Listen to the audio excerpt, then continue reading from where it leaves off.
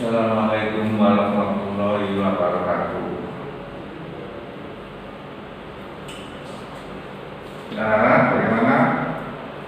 Puasanya lancar? Alhamdulillah. Semoga puasanya lancar sampai nanti, ya, sampai finish ya. Baiklah, untuk berikutnya pertemuan sekarang adalah kuliah yang ketiga. Ya, kuliah yang ketiga itu adalah membahas masalah penyusunan kodetik aparatur. Itu adalah ASN pusat, kemudian ada ASN di daerah, kemudian ada P3K, pegawai pemerintah dengan perjanjian kerja. Itu sekarang itu undang-undangnya. Dan dulu itu PNS, pegawai negeri sipil, pegawai pusat, pegawai daerah, pegawai negeri sipil pusat, daerah. Mulai sekarang ada pegawai ASN, ASN pusat, ASN daerah. Tapi di samping itu ada juga P3K, pegawai pemerintah dengan perjanjian kerja. Nah, sekarang yang kita kupas adalah masalah ASN-nya, baik ASN yang ada di pusat maupun ASN yang ada di daerah. Jadi amanat daripada PP nomor 42 2004 itu memanatkan bahwa masing-masing satuan unit kerja atau kalau di pemerintah daerah itu SKPD itu harus ada yang bertanggung jawab tentang etik daripada ASN tersebut. Karena apa? Karena dia yang bertanggung jawab untuk mengawasi daripada kode etik aparaturnya. Misalnya PPK itu ke jabat pembina kepegawaian, itu masing-masing bertanggung jawab untuk mengawasi pegawai yang ada di bawahnya. Kalau PPK itu, kalau ini saya misalnya pegawai daerah, pegawai di Pemkab, itu PPK-nya itu adalah bisa bupati kalau di Pemkab, kalau wali kota itu untuk di pemerintahan kota. Berarti yang menjadi PPK adalah bupati, kalau untuk kabupaten Pemkab, kalau untuk di kota itu adalah wali kota. Kalau di SKPD itu ya kepala SKPD, itu yang bertanggung jawab tentang membina etik daripada aparaturnya. Entah si pembina menetapkan kode etik. Kode etik ditetapkan berdasarkan apa?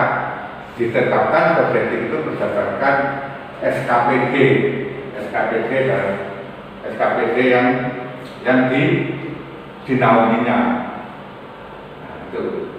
Nah, kalau misalnya SKPD di bidang ekonomi, ada SKPD di bidang sosial, SKPD di bidang pertanian, satuan kerja, misalnya unit kerja pemerintah daerah, maka yang mengawasi aparaturnya itu adalah kepala SKPD-nya.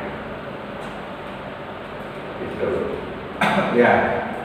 Jadi itu adalah masalah-masalah yang menyangkut tentang SKPD, siapa yang mengawasi, siapa yang diawasi. Ya, kemudian cakupan daripada kode etik SKPD, cakupannya itu adalah pertama kepala SKPD yang saya ceritakan tadi. Jadi SKPD itu kepalanya yang mengawasi aparaturnya di unit kerja itu. Pertama adalah sesuai karakter, kemudian kode etik, ditetapkan kode etik daripada pegawai itu. Ya intinya pegawai itu kan harus menurut sesuai dengan kode etiknya. Kalau pegawai negeri ya kode etiknya itu sudah diatur dalam kode etik itu. Agar apa? Tujuannya agar mereka bekerja sesuai dengan aturan-aturan yang ditetapkan. Kemudian mereka juga menghindari larangan-larangannya.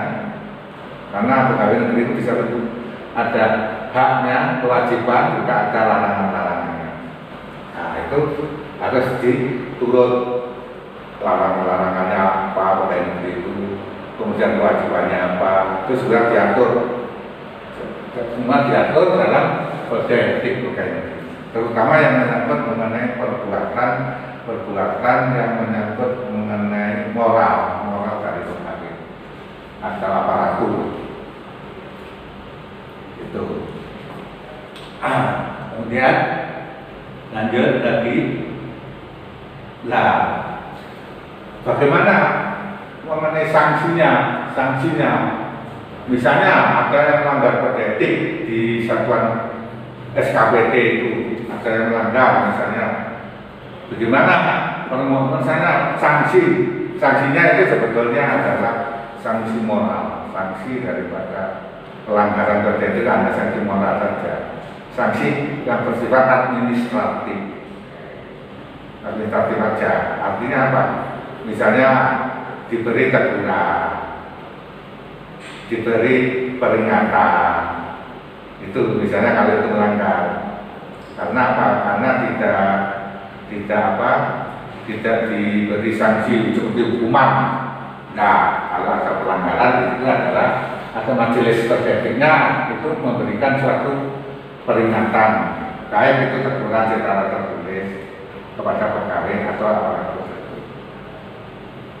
Ada kata pelanggarannya agak berat, di mana aparatur itu melanggar kode etik agak berat, maka mereka itu biasanya hukumannya itu biasanya dilakukan pada waktu menjelang upacara, itu dibacakan oleh ketua SKPD bisa, kalau itu pelanggarannya di tingkat SKPD, kalau pelanggarannya di tingkat agak lebih besar lagi oleh wali kota, maka biasa atau oleh kabupaten, oleh bupati, maka biasanya itu dilakukan pada waktu upacara apel pagi, itu diumumkan secara terbuka. Itu aja pelanggaran kode etik. Pelanggaran kode etik itu memang begitu. Tujuannya apa? Ya tujuannya supaya mereka bekerja menurut policy yang ditetapkan oleh pemerintah, terutama masalah moralnya tadi. Dengan kalau kita bicara masalah policy itu kan bisa policy itu adalah suatu aktivitas yang dilakukan oleh pemerintah untuk mencapai tujuan-tujuan daripada pemerintah itu sendiri. Itu adalah policy itu aktivitas. Aktivitas itu bisa apa aja yang dilakukan oleh pemerintah untuk mencapai satu tujuan, itu policy. Nah, karena pegawai aparatur ini adalah pelaksana policy itu. Dalam hal ini adalah memberi pelayanan publik. Nah, dalam memberi pelayanan itu ada rambu-rambunya, yaitu kode etik itu. Agar apa? Agar mereka dalam memberi pelayanan kepada masyarakat itu memperhatikan prinsip-prinsip pemerintahan yang baik yang sudah dicantumkan dalam kode etik itu. Karena terjadi kesalahan, ya nanti diberi semacam sanksi, tapi sanksinya itu administrasi. Siapa yang memberi? Kalau terjadi pelanggaran kode etik, ya tadi itu yang saya katakan, bisa kepala SKPD, bisa wali kota, kalau itu lebih luas lagi. Pelanggaran kode etik. Kemudian berikutnya adalah pejabat yang menjatuhkan sanksi moral. Sanksi moral yang dijatuhkan dalam majelis kode etik itu biasanya lanjut sudah saya terangkan tadi. Kalau Pemkab Bupati, kalau wali kota itu di kota, kabupaten kota, kalau di yang melanggar di satuan SKPD maka adalah kepala SKPD-nya, keputusan pejabat yang memberi sanksi.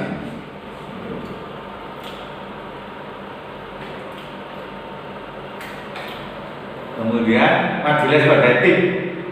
Majelis kode etik itu sebetulnya adalah tim bersifat ad hoc yang dibentuk oleh pemerintah baik kabupaten dan kota, dan tujuannya adalah menegakkan kode etik. Kode etik di mana? Ya di satuan unit kerja. Itu dibentuk. Biasanya tim itu biasanya terdiri dari seorang ketua, kemudian merangkap anggota, kemudian sekretaris merangkap anggota, kemudian ditambah 3 lagi anggota. Jumlahnya harus 5 anjing. Itu adalah panitia ad hoc yang dibentuk untuk menangani daripada kode etik pegawai di lingkungan pemerintah baik kota kabupaten. Itu adalah lembaganya, maksudnya majelis kode etik namanya. Pejabat yang berwenang menetapkan ini sudah. Kemudian keputusan majelis kode etik diajukan keberatan. Misalnya kalau ada pegawai aparatur yang mau diberi sanksi, mereka harus diberi juga kebebasan untuk menyanggah dalam BAP-nya. Jadi sebelum mereka ditindak, mereka itu pegawainya diberi suatu hak untuk menyanggah,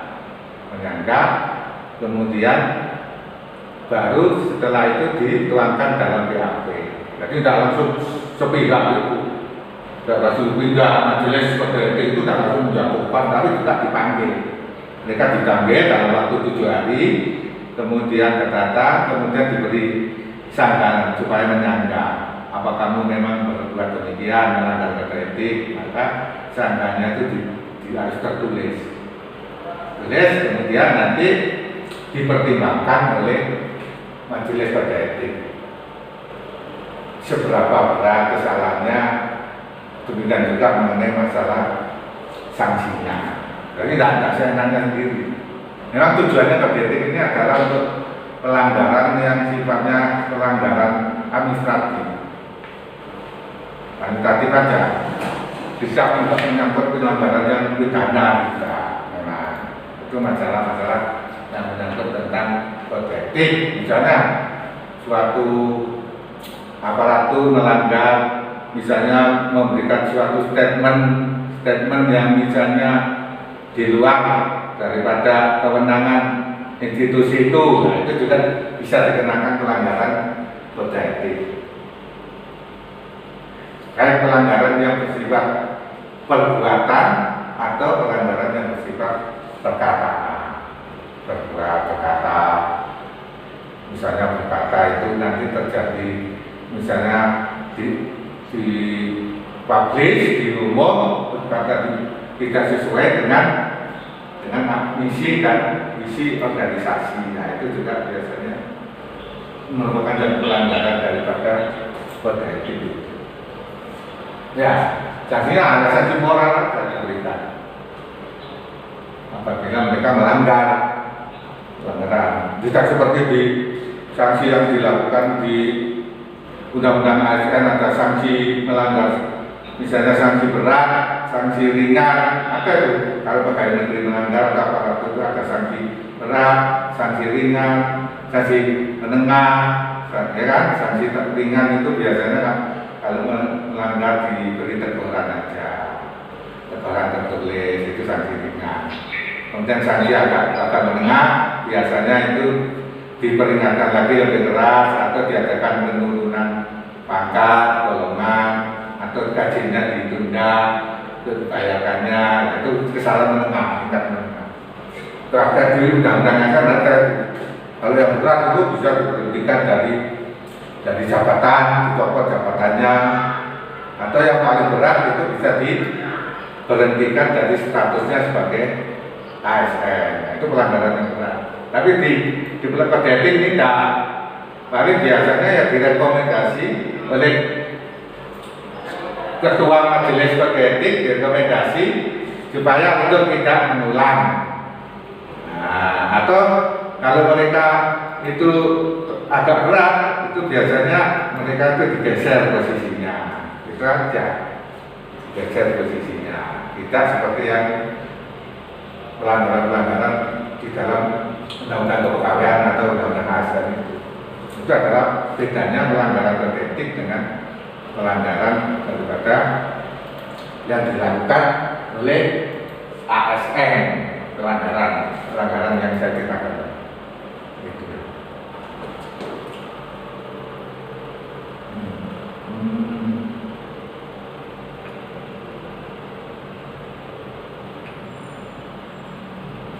tugas majelis kode etik. Tugas majelis kode etik pertama melakukan persidangan, menetapkan jenis pelanggaran. Pelanggarannya apa? Jenisnya apa? Kategori berat, ringan, sedang. Kemudian kalau begitu kemudian membuat rekomendasi. Rekomendasi, nah ini sanksinya adalah tindakan administratif saja, bukan tindakan hukum pidana ya. Kemudian juga menyampaikan keputusan sidang kepada pejabat yang berwenang. Siapa pejabat berwenang? Ya PPK itu pejabat pembina kepegawaian. Kalau di lingkungan sektor ya kota, tapi melalui kepala BKD. Itu aja.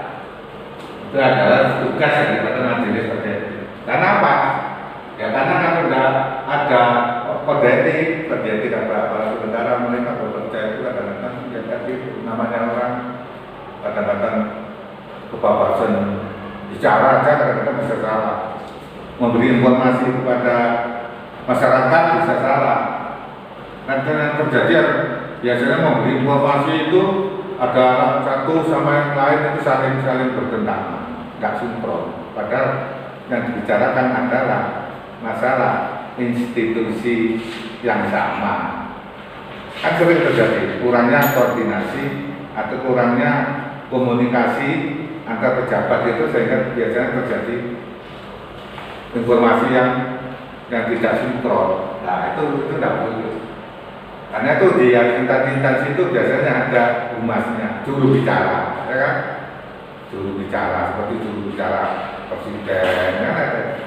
Juru bicara apa kementerian, juru bicara instansi itu harus ada. Dan juru bicara itu memang bicaranya harus satu aja informasi itu harus benar, tepat, sesuai dengan kondisi daripada real di organisasi itu. Tapi kebanyakan orang biasanya masalah juru bicara ini saja biasanya bermasalah. Ini merupakan demikian, yang satu berkata itu tidak boleh, karena itulah itu termasuk melanggar kode etik juga kalau bicara seenaknya di muka umum. Nah, boleh. Tapi organisasi itu harus dijaga. Pelanggarannya apabila bicara seenaknya itu termasuk pelanggaran etik.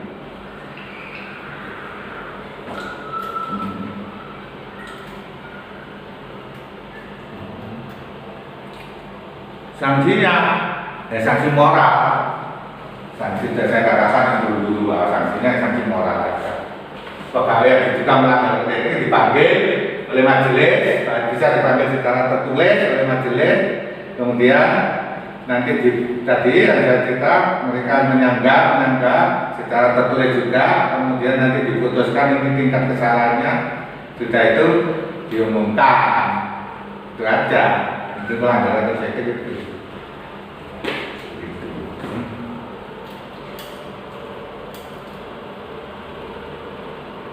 Nah, berikutnya adalah tata cara misalnya tata cara pemanggilan pemeriksaan terhadap aparatur yang bersalah. Hal ini misalnya ada DNS yang diduga melanggar kode etik, maka diadakan pemanggilan tertulis oleh kode etik, dipanggil secara tertulis, kemudian mereka diharapkan hadir dalam waktu 7 hari. Mereka apakah dalam 7 hari itu dia hadir atau tidak hadir, kemudian diadakan pemeriksaan. Diadakan pemeriksaan di dalam pemeriksaan itu juga mereka diberi hak untuk menyanggah dalam BAP-nya. Nah, kemudian setelah itu kemudian oleh panitia kode etik, ya, PNS tersebut bisa diputuskan apa ini melanggar kode etik atau tidak. Nah, dan itu adalah diumumkan juga. Seperti yang saya katakan, diumumkan kepada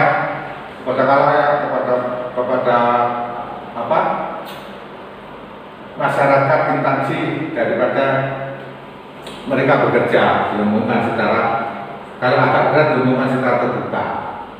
Kalau mereka kesalahannya itu tidak berat, sedang atau kesalahan tingkat pertama, mereka hanya diberi teguran tertulis saja. Kalau kesalahan terberat, mereka diumumkan, itu aja. Itu adalah untuk sanksi atau prosedur bagaimana kode etik ini untuk memberikan suatu sanksi apabila diketemui untuk pegawai yang bersangkutan melanggar dalam pemeriksaannya nanti misalnya menentang, saya tidak ada apa-apa, diutarakan aja dalam berita acara itu. Saya tidak melanggar, tidak apa-apa, nanti dirapatkan, dinilai oleh tim itu, etik, kemudian nanti tim etik memutuskan. Tidak apa-apa, menyangkal tidak masalah, memang diberi hak untuk menyangkal. Tetapi yang penting harus hadir, jangan tidak hadir nanti diputuskan sepihak. Sampai 7 hari tidak hadir, ya sudah diputuskan sepihak. Rugi, pegawai tersebut tidak bisa menyangkal, makanya itu harus hadir. Itu adalah masalah-masalah yang menyangkut prosedur. Kemudian pemeriksaan, ini pemeriksaan daripada kode etik itu adalah PNS yang diduga melanggar diperiksa oleh panitia kode etik, majelis kode etik dalam BAP, dalam BAP. Kemudian keputusan daripada hasil pemeriksaan. Kemudian setelah ada keputusan hasil pemeriksaan maka dijatuhkan sanksi. Nah, sanksi itu di dalam BAP-nya itu, dalam proses pemeriksaan itu ada BAP-nya, berita acara pemeriksaan itu harus ditandatangani oleh majelis kode etik dan juga oleh pegawai yang diperiksa. Tapi ditandatangani dalam berita acara. Kemudian PNS yang tidak bersedia menandatangani BAP, PNS diberi, misalnya saya tidak berhak menandatangani, ya tidak masalah. Tidak masalah, tapi tetap diproses saja. PNS itu diberi fotokopi. Nanti ini loh setelah hasil saya pemeriksaan fotokopinya diberikan. Harus menolak misalnya, PNS tidak bersedia, tidak apa-apa. Kemudian diperiksa terus, kemudian diputuskan, diberi mereka fotokopinya, keputusan itu. Diberikan ke pegawai yang bersangkutan, kemudian disebut dengan menyebut jenis pelanggarannya. Oh, kamu melanggar ini. Itu aja. Itu adalah prosedur pemeriksaannya. Jadi pegawai itu diberi hak untuk menyangkal, bahkan hak untuk tidak tanda tangan. Saya tidak mau tanda tangan dalam BAP karena saya merasa tidak melanggar. Tidak apa-apa. Itu hak mereka. Tapi tetap saja keputusan harus diambil oleh pihak tim pemeriksa kode etik.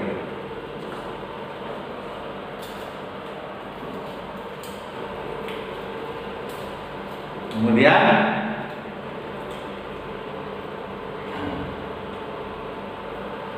misalnya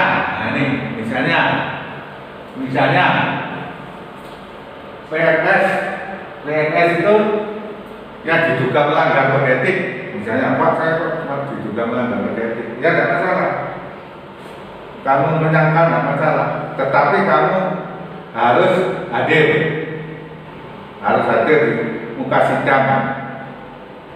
Karena apa? Karena ini penting sekali. Biasanya orang itu karena ini melanggar kode etik itu adalah masalah masalah yang sifatnya dalam moral, ya kan? Moral daripada aparatur atau bahkan mereka itu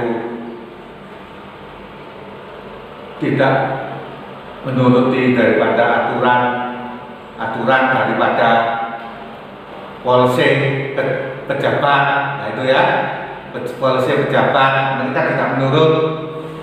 Nah itu juga bandel istilahnya, bandel itu juga, atau mereka biasanya itu punya persepsi misalnya di afiliasi ke golongan lain partai. Nah itu termasuk melanggar daripada kode etik. Jadi kode etik ini memang penting. Agar apa? Agar aparatur itu bisa menjalankan kebijaksanaan daripada pemerintah. Kalau nggak gitu Pak, nggak diatur kode etik, gimana? Ya mereka semua gue.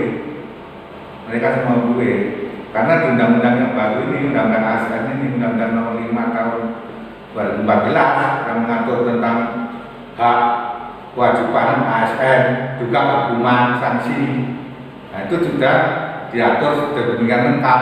Tapi kadang-kadang ada saja, misalnya cuti, sudah diberi cuti, ya kan? Sudah diberi cuti 2 hari, kadang-kadang melanggar juga, mereka tidak masuk, ya kan? Atau mereka sering telat hadir, nah itu juga sering telat hadir, atau sering nggak ikut apel, itu juga melanggar kode etik. Prinsipnya adalah kode etik itu ada pelanggaran moral, tingkah laku.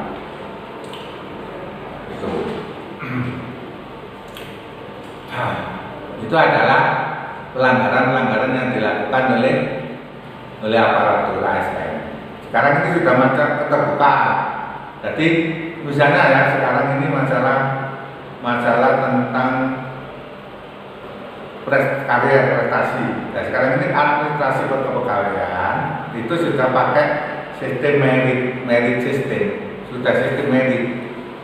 Jadi tidak seperti dulu. Jadi baik dalam pembinaannya, baik di dalam prestasi kinerjanya, baik di dalam rekrutmennya, itu menggunakan sistem merit system. Nah, seperti dulu, spoil sistem teman dulu ada.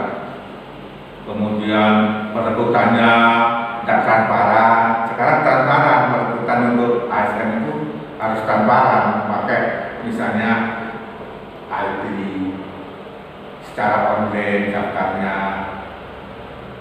itu, kemudian diadakan tesnya juga secara merit system, kemudian setelah mereka lulus sekarang kemudian mereka diberi suatu pelatihan. Nah sekarang begitu, dan ASN sekarang begitu.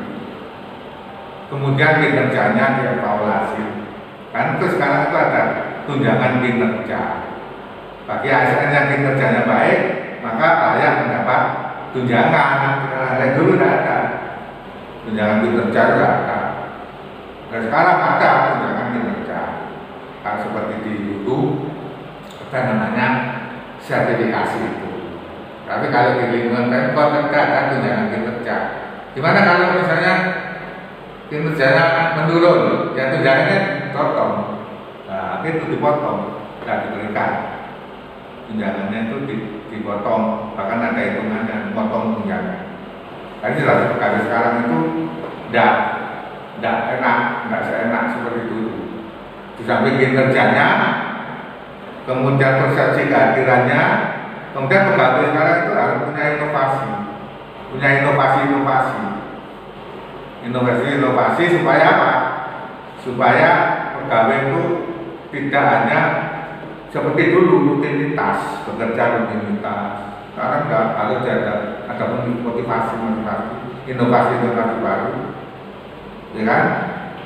Prakasa baru, sehingga hasilnya pegawai tersebut bisa secara optimal berdaya berhasil dalam mencapai tujuan dan polisi yang telah ditetapkan. Karena sudah ada rambu-rambunya. Kamu di job bagian misalnya perekonomian juga ada jobnya, bagian perekonomian. Kamu harus memenuhi target. Bahkan kalau perlu tidak bekerja secara rutinitas, ada inovasi baru. Kamu nanti bisa mencapai target, ada semacam bonus. Di samping tunjangan kinerja itu tidak diberikan itu ada bonus. Nah begitu, garis sekarang itu begitu. Dalam memberikan suatu penilaian adalah meminta pada kinerjanya. Sebetulnya ada dalam berita kita dulu ada DP3. Kalau pakai negeri dulu kan ada daftar penilaian pelaksana pekerjaan. Yang dulu adalah istilahnya DP3. Di sana kan ada item kejujuran, item tentang prestasi, dedikasi, kan ada di P3 tentang kejujurannya, keuletannya, kerjasamanya. Nah, itu dinilai, ya kan? Item-item itu ada. Nah sekarang SPK itu istilahnya, dulu di P3, sekarang yang baru SPK. Nah itu juga ada di sana nilai-nilai tentang ketaatan, kerjasama, kejujuran, prakasa.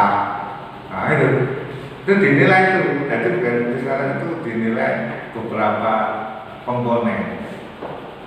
Makanya nggak enak-enak sekarang itu menjadi ASN itu atau istilahnya dulu pegawai negeri. Gitu.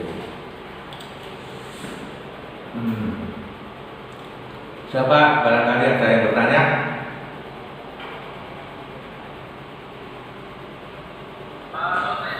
Ya. Saya Pak, maaf menjaga terlambat karena sinyalnya putus. Iya.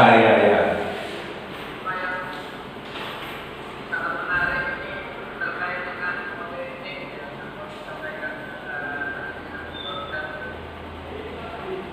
saya tanya Pak, model ini dalam konteks kebijakan publik ini apa sama dengan model politik yang lain yang diterapkan di Peradi macam-macam tapi ada lain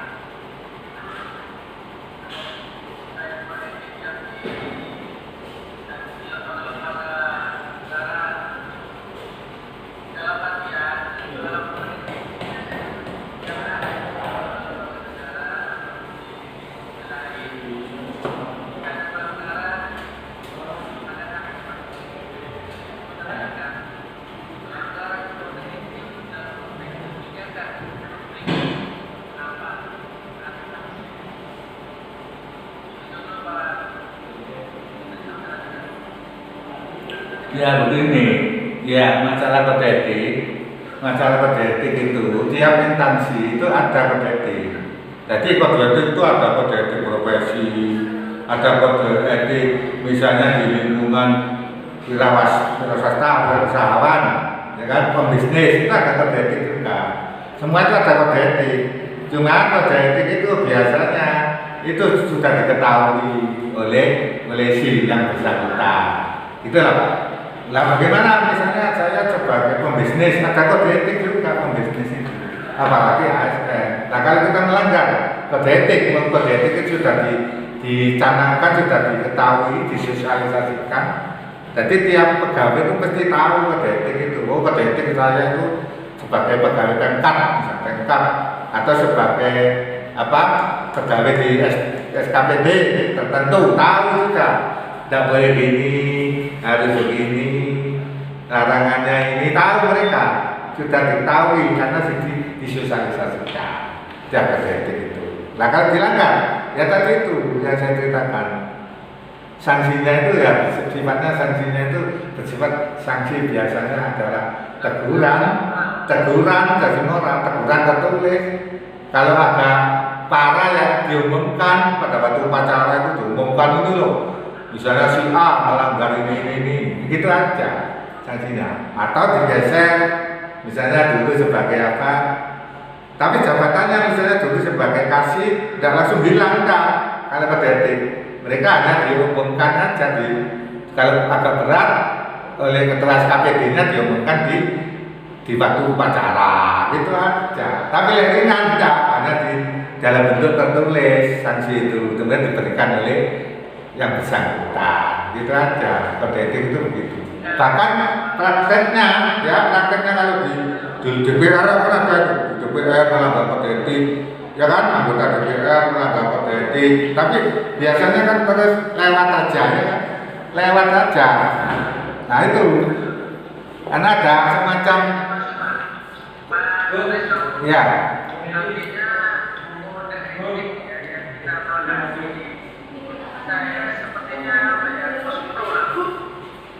Iya.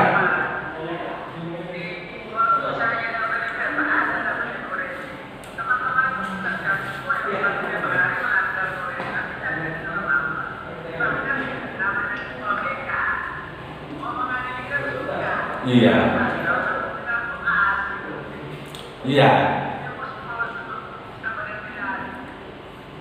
Iya, memang kode etik begitu Pak. Tadi pertama itu sanksinya karena tidak begitu berat, juga tidak begitu tegas, biasanya lewat aja ya kan, lewat aja. Kemudian ya cuman kode etik memang apa ya, itu kan melanggar apa, moral, susila, melanggar ketidakwajaran, melanggar ketidakpantasan, itu aja. Bahkan akan ini kan banyak itu yang bicara tidak mewakili organisasi, bicara mewakili individunya, mewakili kelompoknya, itu kadang begitu sekarang itu. Karena itu ada juru bicara itu sekarang.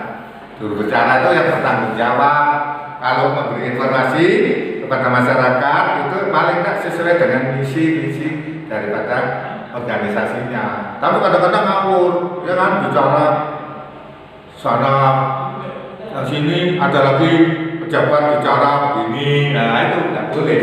Itu termasuk melanggar kode etik. Tidak terjadi sinkron antara informasi. Kan informasi itu sebetulnya sinkron kan? Dari instansi A, ya sinkron ini satu aja, satu pintu, satu komunikasinya satu. Tapi kenyataannya kan enggak, ya kan? Ya paling banter diomong, paling banter diomong Pak.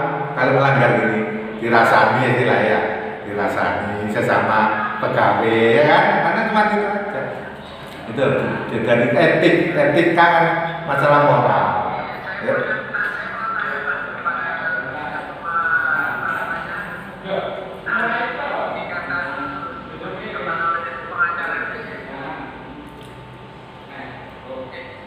Ada berapa persen kode etik yang dipakai oleh pengacara?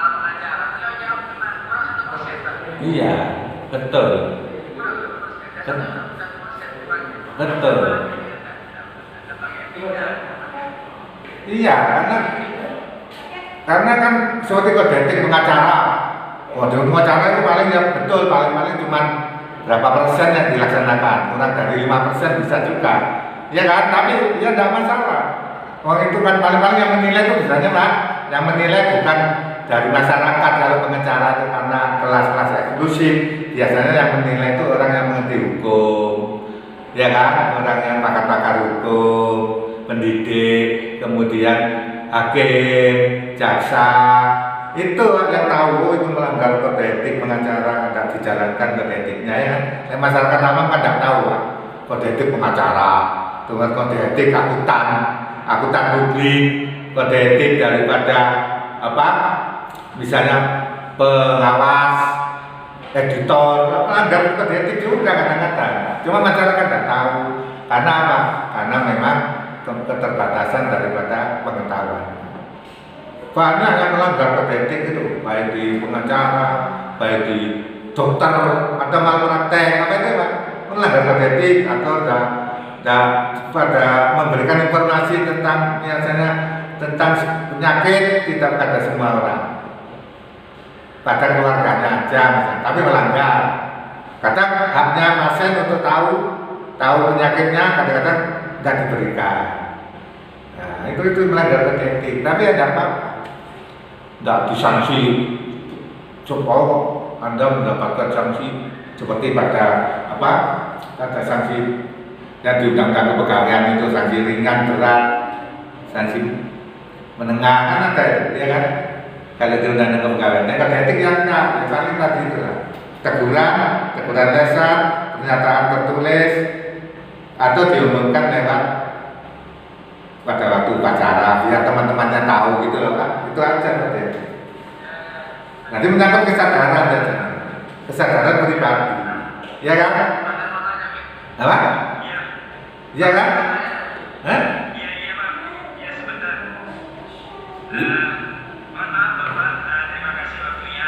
Gini, kalau kode etik itu secara keseluruhan itu kan memang ada ada konsekuensinya yang kita tanyakan berkaitan dengan kebijakan publik.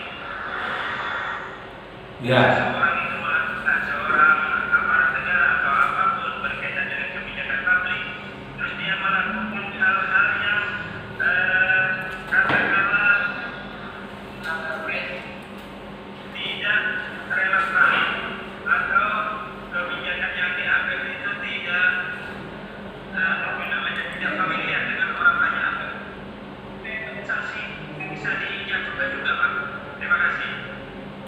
Oh ya, misalnya masalah kebijakan ya.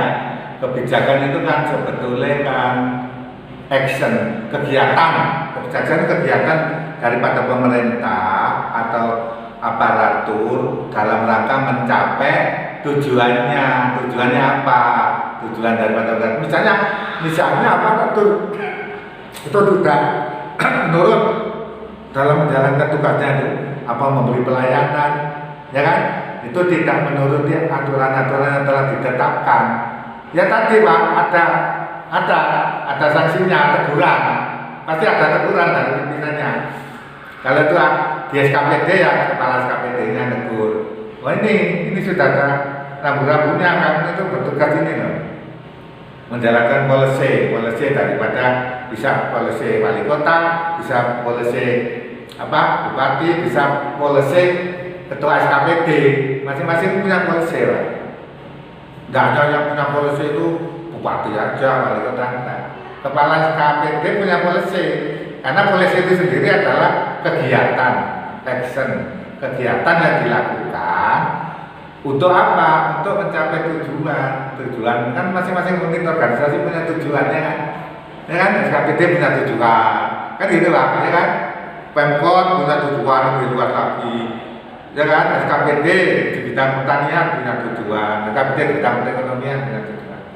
Lah aktivitas yang dilakukan, ya kan, aktivitas yang dilakukan oleh aparatur di dalam SKPD itu policy juga. Policy. Bagaimana kalau melanggar? Ya paling ditegur, diingatkan gitu, supaya kamu tetap dalam policy jalur. Itu Pak. Kalau kecuali kesalahannya fatal itu biasanya mereka itu tidak diberi job. Kamu sebagai misalnya petugas yang bertanggung jawab, mereka paling ya diganti gitu aja Pak. Diganti itu aja, kita diganti orang lain. Itu kalau kesalahan agak moral, ya kan? Kalau tidak punya moral misalnya, ya percuma Pak. Misalnya dalam meraih suatu tujuan organisasi, ya kan? Kalau mereka tidak punya kadang-kadang mereka juga dan sekarang terjadi banyak korupsi. Nah, mengapa kok banyak korupsi?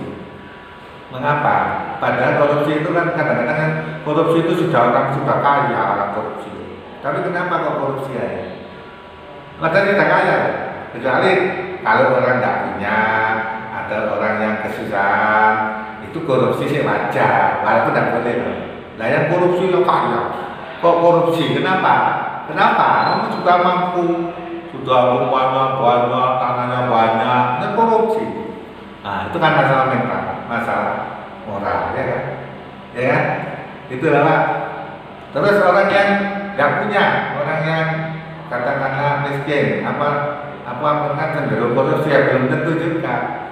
Oh yang kaya yang korupsi, yang miskin nanti kalau gitu mereka nanti cenderung korupsi kalau diberi kekuasaan, karena kekuasaan ada sangkut pautnya dengan biasanya pengelolaan dana, kan gitu, pengelolaan dana, ya kan. Maka dari itu kalau tidak punya moral, digunakan kekuasaannya itu untuk hal-hal yang tidak baik, terjerumus tadi korupsi. Itulah Pak. Demikian juga dengan moral baik pun tidak cukup. Moral baik kalau tidak punya ilmu tidak cukup Pak. Misalnya Bapak ilmunya moralnya baik, saya jujur saya takut kepada yang tapi saya tidak akan korupsi, moral saya baik misalnya Bapak. Tapi Bapak tidak punya ilmu, juga dimanfaatkan oleh orang lain. Misalnya Bapak sebagai kepala ketua, ya kan, atau kepala unit. Terus ada anak buah ini nakal. Misalnya anak buah ini ingin markup, ya kan, markup anggaran. Bapak kan jujur dan tahu, kemudian Bapak disuruh tanda tangan. Padahal isinya tanda tangan itu isinya markup anggaran. Bapak tidak tahu kan jujur kan. Nah itu kalau Bapak tidak tahu kan manajemen dan akuntansi, Bapak tidak bisa meriksa, mau tanda tangan aja. Nah, ikut salah ya, Bapak. Padahal Bapak jujur. karena tidak punya ilmunya, apa ilmu itu ilmu administrasi, apa ilmu akuntansi, apa mengenai urut-urutan prosedur. Nah, kalau tidak tahu ilmunya, ya di markup oleh anak buah, tidak tahu. Nah, terjadilah kesalahan. Yang salah sudah anak buah, tapi Bapak ikut salah karena ikut tanda tangan. Betul lah. Tapi ilmunya, ini mana ini datanya? Kok bisa begini? Kok bisa begini? Nah, kan tanya. Ya kan, kalau tahu ilmunya tidak boleh nih. Oh, ini sudah menurut aturannya ya begini, tidak boleh. Ini kok segini ya? Karena Bapak tahu, Bapak bisa menyangkal, tidak memberi tanda tangan. Tapi Bapak tidak tahu. Tidak tahu ilmunya, tanda tangan aja, kata isinya menyimpang, terutama masalah keuangan kan nanti ribet. Ya, itu terbawa berbuat baik saja tidak cukup, berbuat baik saja kalau tidak ada ilmu, ya kan? Itu contohnya. Itu Pak. Ada lagi masalah etika itu. Sebenarnya masalah etika memang sulit lah. Kalau kita misalnya ingin memperbaiki, ya memang panjang prosesnya. Itu menyangkut kembalikan lagi mulai pendidikan dari rumah itu Pak. Pendidikan dari rumah itu kan penting sejak kecil, ya kan? Terus mereka berkembang pada SMA, berkembang pada masa-masa kuliah, lulus, mendapat pekerjaan, ya kan? Kan itu masalah sebetulnya. Tidak bisa langsung dalam waktu cepat segera merubah orang, tidak bisa. Ya memang biasanya mereka nurut, tapi kalau ada peraturan, karena ada orang yang ngawasi. Kalau ada orang yang ngawasi, mereka nurut takut. Tapi kalau yang ngawasi pergi, mereka sudah tidak takut lagi. Kan biasanya gitu, kurang kesadaran. Ya kan? Ada yang ngawasi, takut. Bahkan bekerja baik kalau ada pimpinan, mereka bekerja liar. Tapi kalau pimpinannya sudah tidak ada di tempat, mereka berubah bekerjanya santai-santai. Kan begitu itu yang masalah etika juga ya. Ya kan? Karena ada tadi itu mulai kecil dan dididik. Nah, gitu lah Pak. Tapi kalau punya motivasi, biasanya punya motivasi untuk misalnya bekerja dengan baik, motivasi bekerja dengan giat, ya kan? Supaya mereka nanti bisa berprestasi, ya tidak masalah. Gitu lah. Kan biasanya kan enggak. Orang itu takut kalau diawasi biasanya.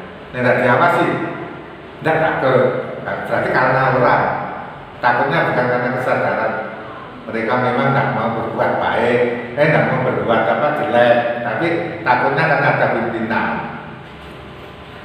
Kebanyakan kan gitu ya. Kan dan itu seperti korupsi. Sampai sekarang kok pancetnya korupsi, kok ada.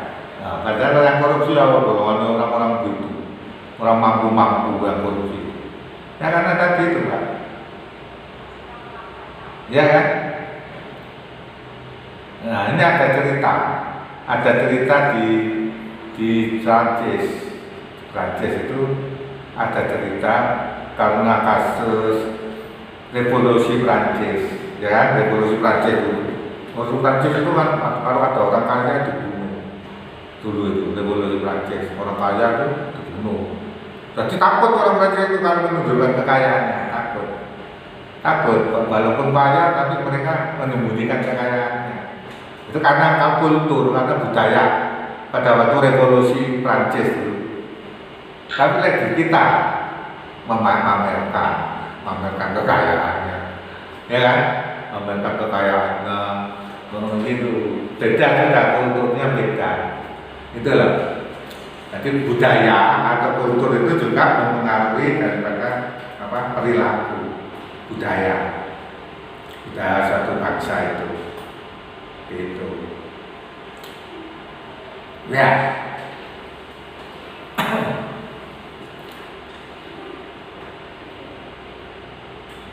Ada lagi?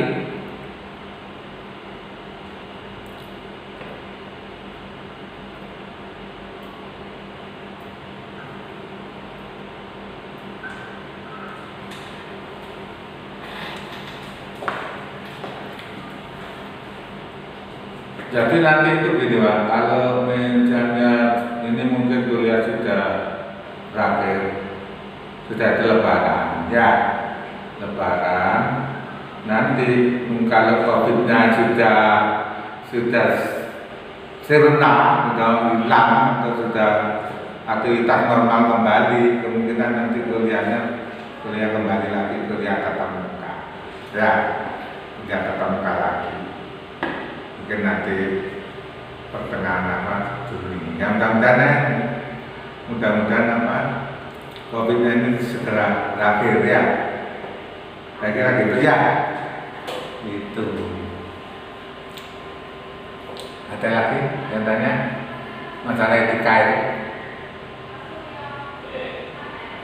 Ada lagi? Ya, ya.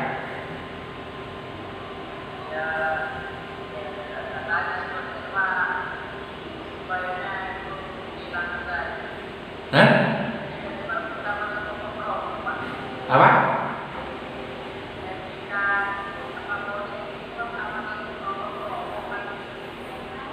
Iya, pokoknya gini lah Pak. Etika itu ada ya karena nyangkutnya moral yang baik. Di samping itu etika itu adalah aparatur itu harus mengikuti kode etik yang diatur. Kode etiknya apa? Kode etik pendidikan apa? Pendidik apa? Kode etik dokter apa? Kode etik pengacara apa? Kan sudah ada itu. Diatur larangannya gini, harusnya begini. Nah itu akan dituntut. Itu. Hah?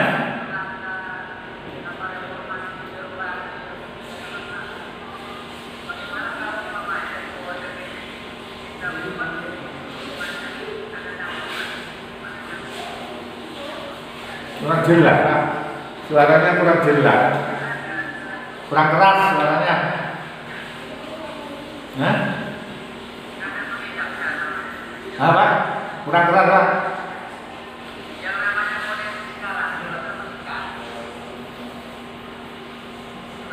Ya? Ya?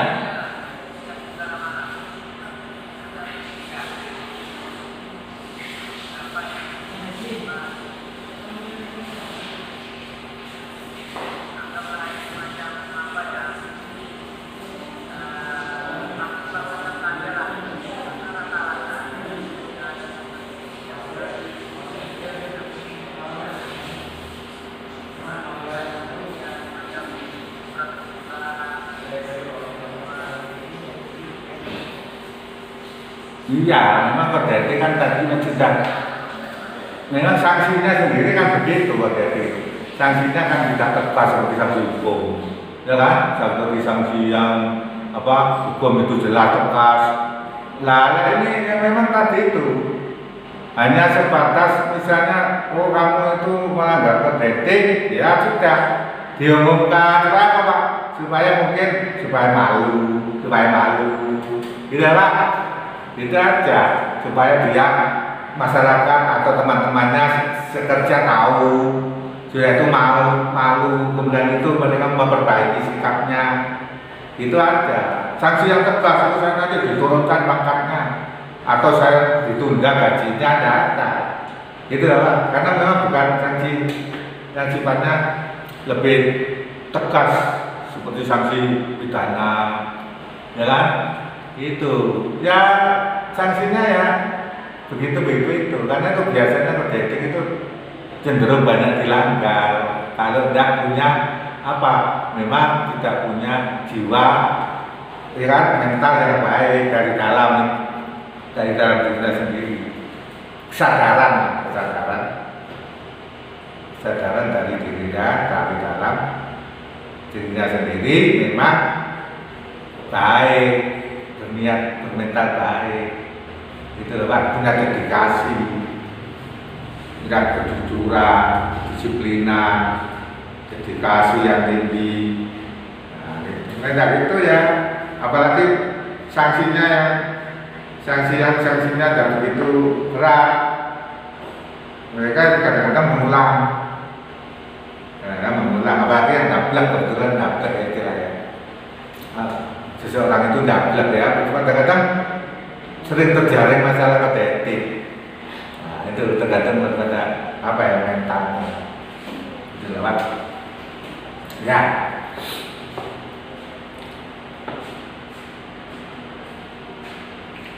Saya kira kuliah saya akhiri dulu ya Pak ya. Saya akhiri.